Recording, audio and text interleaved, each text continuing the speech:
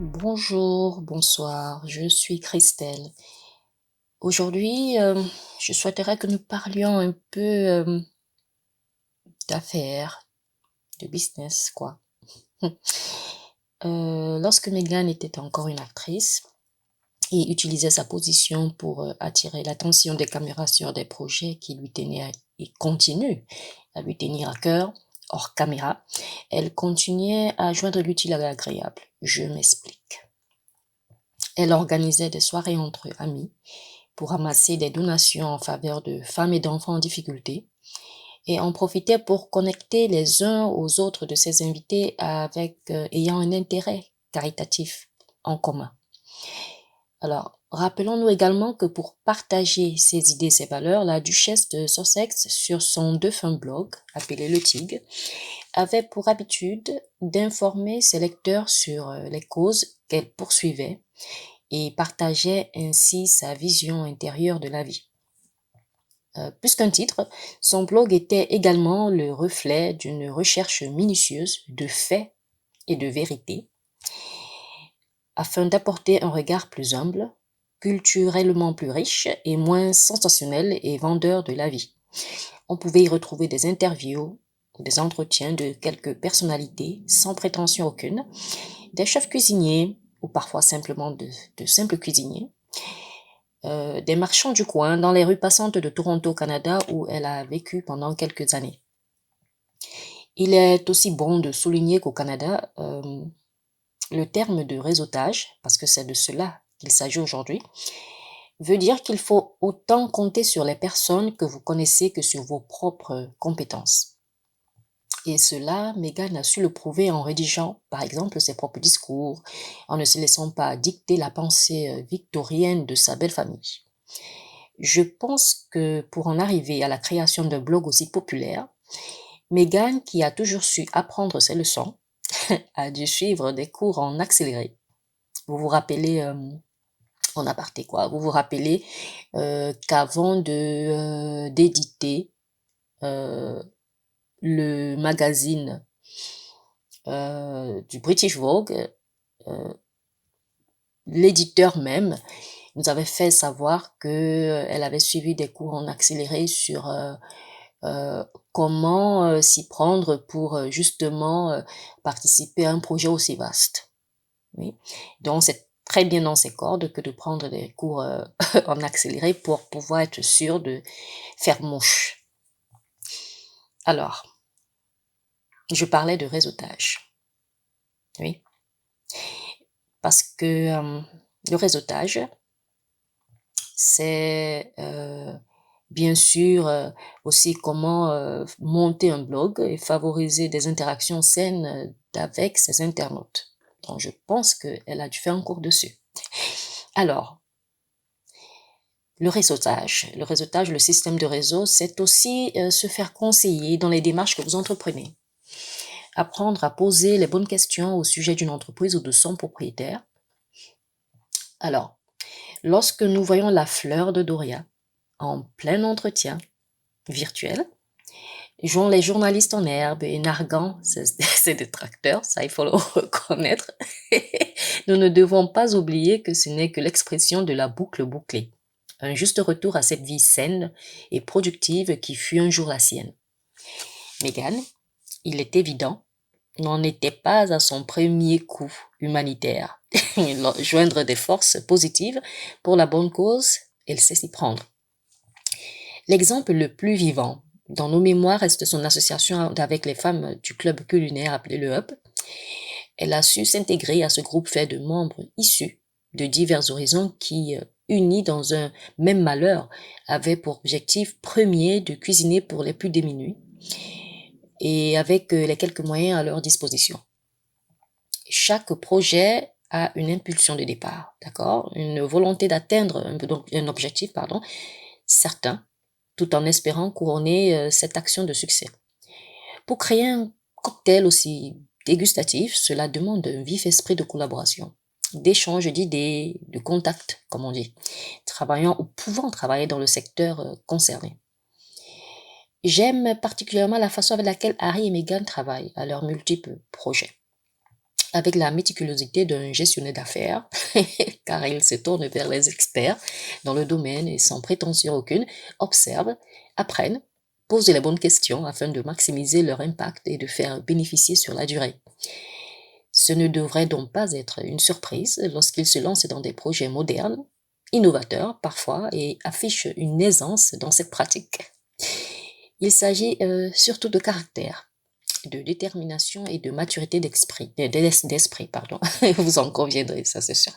Les Sussex sont des partisans et des artisans de projets, de connexion entre organismes, hommes et femmes d'affaires, dont les activités génèrent non seulement de vastes plateformes, mais également des prises de position qui provoquent le statu quo ambiant. Si nous faisons attention au squelette du management de projet en tant que profession, d'accord, vous noterez des similitudes dans la façon de procéder de Harry et Meghan quand il s'agit de connecter différentes entités qui n'auraient jamais imaginé pouvoir avoir besoin les unes des autres. Et pourtant, je n'irai pas loin pour prendre des exemples et l'année 2020, cette année 2020, témoin de tous les maux, aura au moins eu le bon de nous faire voir cette chaîne de solidarité tissée par le couple autour et entre leurs différents patronages et autres œuvres de charité. Par exemple, les femmes du club culinaire, pendant la première vague de confinement en Grande-Bretagne, préparaient chacune à domicile et en collaboration avec la Croix-Rouge britannique. Je suppose que ces derniers avaient une liste de personnes dans le besoin, d'accord. Par exemple, leur repas était ensuite transporté chez les plus démunis par Team Rubicon, cette association de vétérans, parrainée par Harry, qui possède également une plateforme radio. Si vous vous souvenez, Harry était intervenu sur invitation de l'animateur radio dans un des podcasts il y a environ 3 mois. Ensuite, les repas distribués seront distribués de porte en porte par les jeunes de Street Games. C'est aussi une association de Harry qui croit en l'épanouissement et à l'autonomie des jeunes par le sport. Ensuite, nous avons SmartWorks, qui est un patronage de Meghan, qui fournit non seulement des vêtements de bureau, tels que des tailleurs, des vestes, etc., mais également des formations pouvant mener à des entretiens d'embauche concluants et qui se met en collaboration avec l'association de Luminary Bakery, qui est située à Londres. J'avais fait le voyage spécialement pour visiter cette petite association qui fait dans des pâtisseries, pas des restaurants, quoi, pâtisseries, un petit coin café, mais la particularité c'est que leurs employés viennent de milieux démunis ou alors sont parfois des ex-détenus, d'accord, à qui on a donné une seconde chance. Alors, cette seconde chance-là, justement, SmartWorks mais elle s'est lancée justement dans cette action-là, oui, cette mission-là de les préparer pour l'interview de leur vie. Ces connexions professionnelles qui se sont créées sont et seront profitables aux parties incluses dans cet accord, ce qui permet d'établir de saines relations fructueuses et durables. Et ça, c'est le pouvoir du système de réseau, un circuit qui n'a pour seule énergie que le dynamisme, le respect, la volonté de réussir et surtout l'engagement des parties concernées. Alors, excusez mon étonnement, mesdames et messieurs, lorsque les supporters des Clownbridge, bien qu'ils ne l'écrivent pas sur tous les réseaux sociaux, se demandent avec embarras et une certaine irritation, pour ne pas dire frustration, ce qui retient leurs favoris de réussir dans leur quelconque soupir d'initiative empruntée. Alors, faisons le compte sans rire, d'accord? Excusez-moi, j'ai ri, mais essayons de ne pas rire. Nous avons par exemple 8 ans passé à la conception et finalement réalisation d'un projet par la belle-sœur de Harry intitulé nous avons déjà oublié le nom de ce projet. Mesdames et messieurs. Ok, quelqu'un dans les commentaires pour nous le rappeler. Je suis au moins sûre d'une chose, d'accord? Le lancement de cette campagne de charité était en septembre 2018. Il y a à peine 2 ans. Mais bon, j'ai oublié de quoi est-ce qu'il s'agissait. Enfin, je plaisante. Ok. Le but de ce podcast n'est sûrement pas celui de rabaisser quelqu'une qui se trouve dans une position qu'elle-même aura choisie après presque 20 ans de réflexion mûrie. D'accord? Non. Le but ici est de montrer à demi-mot pourquoi tout projet prenant forme chez les Sussex est destiné à réussir.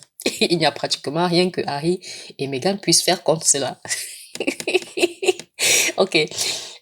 Si pour fonctionner, d'accord, parlons logique, si pour fonctionner, il faut un certain engagement et donc de l'intérêt exprimé dans cette veine, vous reconnaîtrez que l'engagement de Ken l'Envieux envers autre chose qui ne soit pas son Lions Club de nationalistes, ses partout entre amis de la haute société britannique, ses commentaires puérils et ses privilèges immérités est particulièrement inexistant.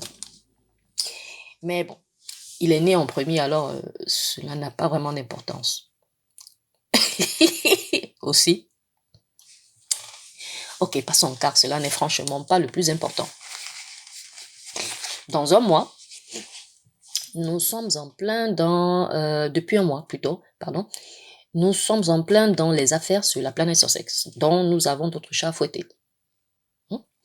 Nous avons vu les vagues de l'influence des Sussex rugir lors des quelques entretiens virtuels qu'ils ont pu enchaîner depuis la fin du mois dernier avec des intellectuels activistes et autres pontes de la technologie. Le réseautage d'affaires bat son plein et nous on aime. Les Sussex s'entourent de personnes et de personnalités possédant des intérêts et ou de valeurs semblables aux leurs et qui parfois travaillent dans les domaines qu'Harry et Meghan visent. Ces domaines, rappelons-les, sont l'environnement, les réseaux sociaux, Internet et ses nouvelles technologies, l'éducation, la jeunesse et la petite enfance, l'écotourisme et plein d'autres projets, j'en suis sûre. Alors, pour ceux et celles qui se demandent comment créer leur propre réseau, d'accord? Ceux et celles d'entre vous qui se demandent comment créer leur propre réseau en plus petit comité, bien sûr, je recommanderais humblement, de vous, par exemple, de vous établir un objectif. Cela peut être un emploi, un voyage, un projet profitable à tous. Okay? En deux, de songer à toutes les personnes pouvant vous aider dans l'accomplissement de cet objectif. Commencez par votre cercle le plus proche, d'accord? La famille, les amis, les voisins, les connaissances. Ensuite, étendez votre cercle au club de rencontres professionnelles en centre-ville, entre locaux ou expatriés. Et je l'ai fait et à mon niveau, ça marche. Vous devez vous demander pourquoi le cercle familial? Oui, parce que quand je dis commencer par le cercle le plus proche, eh bien, c'est parce que même si à première vue, aucun membre de votre famille n'est intéressé par votre objectif, il est possible que ce membre-là connaisse des gens pouvant vous aider à entrer en communication avec des personnes partageant votre champ d'intérêt. Alors, vous pouvez également vous inscrire à des programmes de bénévolat qui sont gratuits en général. Cela vous permettra déjà de rencontrer de nouvelles personnes et qui sait. Gardez votre réseau intact en préparant déjà une présentation de votre personne, d'accord, et de vos aspirations. Cela rendra le tout encore plus crédible chaque fois que vous devrez expliquer pourquoi X ou Y devrait vous aider. D'accord, c'est mon humble avis. Ne l'oubliez pas, je ne suis pas professionnel en la matière, mais je parle d'expérience. Le réseautage, c'est aussi et un peu plus proche de nous les actions menées par les supporters de Harry et Meghan lorsqu'ils utilisent leurs plateformes et leurs expériences personnelles ou professionnelles pour éclairer le plus grand nombre. Par exemple, nous avons vu des experts comptables, utiliser leurs compétences et nous expliquer comment certains membres de la famille royale vivent dans l'opulence aux frais du contribuable britannique et réussissent par je ne sais quel moyen à produire des bénéfices annuels de restant décents. D'accord? Restant décents, mais de mémoire récente, on se rappelle encore des bénéfices produits par le couple Wexes. Vous vous rappelez? La dame qui faisait la tête l'année dernière aux cérémonies du Commonwealth. Vous vous rappelez, la blonde pas très loin de Meghan et Harry, qui avait la bouche attachée comme la viande, comme on dit chez nous. Ok, bref. Alors, ok, progressons parce que ça n'a pas d'intérêt. Nous avons également sur les plateformes Sussex des juristes qui ont su mettre leur savoir-faire au service des faits, et rien que des faits, ce qui est assez rare dans le journalisme aujourd'hui lorsqu'il s'agit d'Harry et Meghan, ou lorsqu'il s'agit de parler de Harry et Meghan. Les plateformes, dans un souci de solidarité, ont donné par exemple de l'écho aux œuvres de charité de nos deux tourtereaux en organisant des campagnes de donation pour le bien d'autres personnes qu'eux-mêmes. D'accord? Comme la récente mobilisation en faveur de Camp Fed, vaste organisation africaine en faveur de la scolarisation de la femme et cadeau d'anniversaire de nos amours. Nous assistons présentement sur la toile des supporters. Ça, c'est un autre exemple. Nous assistons présentement à cette connexion-là de réseaux qu'ils ont mis en place pour aider l'audience de ces plateformes-là à trouver du boulot pour ceux qui en cherchent. C'en est encore à ses débuts, mais on a bon espoir, on a bon espoir qu'il y ait des entretiens concluants. Le tout est d'essayer, n'est-ce pas? Le système de réseau, c'est aussi lorsqu'une entreprise de finance et de communication telle que, par exemple, Goldman Sachs, qui compte parmi ses clients 2 anciens présidents des États-Unis et d'autres personnalités influentes, ouvre ses portes à Harry et Meghan et les représente avec efficacité. Alors, d'après vous, quelles ont été les connexions en jeu dans ce cas-là? Donnez-moi vos avis dans les commentaires, mesdames et messieurs. Alors, ting ting! Alarme sussexive. Alors, nous avons eu droit à de multiples alarmes et le four de Harry et Meghan était littéralement en surchauffe. Nous avons démarré la semaine sur les chapeaux de roue avec des entretiens virtuels entre les Sussex et un panel trié sur le volet. Mais s'y approprier aux questions de l'heure, le couple a joué les modérateurs sur la plateforme de Time 100. Oui, c'était Time 100. Dans cette magazine. C'est une plateforme surtout très crédible aux États-Unis et qui traite de presque tout. D'accord? Les intervenants en général viennent de toutes les branches professionnelles possibles. D'accord? Et pour assister à ces entretiens-là virtuels que Meghan et Harry ont modérés, il fallait s'inscrire. Et j'y étais comme des centaines, de milliers d'autres personnes. Alors, sans surprise, les échanges pendant les entretiens étaient fructueux, car centrés sur une question commune cruciale à tous. Comment assainir les réseaux sociaux qui sont infestés de désinformation, de faux journalisme et de faux outrages? Nous avons eu beaucoup d'intervenants. Ce sont des entretiens qui ont duré presque 2 heures. Je me rappelle, c'était 1h50 et poussière. Alors, en bref, on a pu voir le couple avait invité à participer, bien sûr, à cette conversation des fondateurs et autres activistes, tels que, par exemple, les jeunes de thérapie d'adolescents, vous vous rappelez, Teenager Therapy en anglais, donc thérapie d'adolescents dont je vous parlais dans un précédent podcast, que je vous invite d'ailleurs à aller réécouter.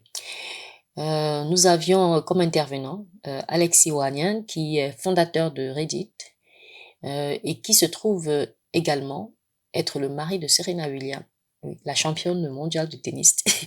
Et nous avons eu bien d'autres intervenants. Nous avons eu des entretiens avec des activistes, des journalistes activistes, d'accord, qui ont parfois dû faire face à tout un gouvernement parce qu'ils luttaient contre la corruption, les abus de pouvoir, dont on a eu également des intervenants qui parlaient vraiment de l'impact technologique qu'Internet a sur la conscience. En fait, c'était tellement fructueux. J'ai écouté non-stop, quoi. J'ai vraiment écouté non-stop sans faire de pause parce que c'était tellement entraînant. Oui. Nous avons eu au départ, je me rappelle, nous avons eu au départ Harry et Meghan qui ont interviewé ensemble un groupe d'intervenants. Ensuite, nous avons eu Megan qui a eu une interview séparée avec Alexis Ohanian. Ensuite, nous avons eu Harry qui a eu une interview à part avec des experts de plateformes Internet, des activistes, journalistes. Et c'était vraiment entraînant. On a appris beaucoup de choses. On a appris beaucoup de choses. On a appris beaucoup de choses sur l'algorithme qui pousse certaines personnes à recevoir parfois dans leur base de données comment dire, des informations sur quoi suivre plutôt que sur ce qu'au départ peut-être ils prévoyaient suivre en ligne. D'accord? Alors, enfin, je vous réinvite, vraiment, je vous réinvite à réécouter cette interview-là. C'est vrai que ce n'est pas en français. J'espère qu'un jour, ils pourront remettre cette interview en ligne, mais avec des sous-titres de plusieurs langues pour que tout le monde s'y retrouve. Mais c'était vraiment, vraiment informatif. C'était très professionnel. En fait, je suis encore sous le sous le charme, pas sous la surprise, mais sous le charme de la façon du flow, vraiment c'était une question de flow, de rythme dans la façon de penser, dans les sujets discutés. En fait, si je dois faire une revue dessus, ça va passer, je vais passer toute une journée dessus. Alors, on va faire bref, pardon, j'ai la voix un peu enrouée. Alors, mesdames et messieurs, c'est vrai que tout à l'heure, je parlais du réseautage, du système de réseau, et j'ai presque mis au centre un peu ce que Meghan a fait avant son mariage et ce qu'elle fait aujourd'hui avec son mari. Mais c'est sans oublier, c'est vrai que je n'ai pas parlé de Harry. Pourquoi? Parce que Harry, si vous suivez mon podcast sur en fait, l'honneur et la famille, selon Harry, il a monté beaucoup de projets, mais avant, tous ces projets-là n'étaient pas liés les uns aux autres. Ils étaient séparés. Mais si vous constatez, lorsque sa moitié est entrée dans sa vie, c'est-à-dire Meghan, sa meilleure amie aujourd'hui, et son épouse, si vous vous rendez compte, il a commencé à arrimer, oui, à arrimer ses projets les uns aux autres, à arrimer ses projets aux projets de son épouse. Je pense que c'est aussi une autre chose qu'il a découvert, oui, que il pouvait avoir des projets, c'est vrai, séparés, mais à bien y regarder, il pouvait y trouver un moyen de réunir certains de ses projets aux autres pour créer une sorte de chaîne. Alors, je vous en prie, dites-moi ce que vous en pensez dans les commentaires. Comment est-ce que vous, par exemple, vous organisez votre système de réseau, vos connexions professionnelles surtout, parce qu'on parle de professionnels d'affaires aujourd'hui, d'accord? Et je serais vraiment très heureuse de vous lire et de vous répondre. Parce que c'est ainsi que prend fin ce podcast, mesdames et messieurs. Merci d'avoir écouté et d'écouter aussi tous nos podcasts en francophone. Donc, je vais prendre congé de vous en vous servant, bien sûr, mes éternelles recommandations, c'est-à-dire que vous prenez soin de vous, vous vous lavez les mains et vous les désinfectez, et vous portez toujours un masque en public. J'espère vous lire dans les commentaires. D'ici là, je vous souhaite une bonne fin de semaine. Si je devais annoncer mon podcast de la semaine prochaine, je souhaiterais parler un peu plus de la place des pays du Commonwealth dans l'échiquier futur, c'est-à-dire l'après-Élisabeth. Je souhaiterais en parler. Alors, dans les commentaires, dites-moi si cela vous parle. D'accord? Peut-être cela me donnera un coup de pouce, pardon, pour justement lancer le podcast la semaine prochaine sur ce sujet-là. Je vous souhaite donc une bonne fin de semaine et à nous revoir. Au revoir.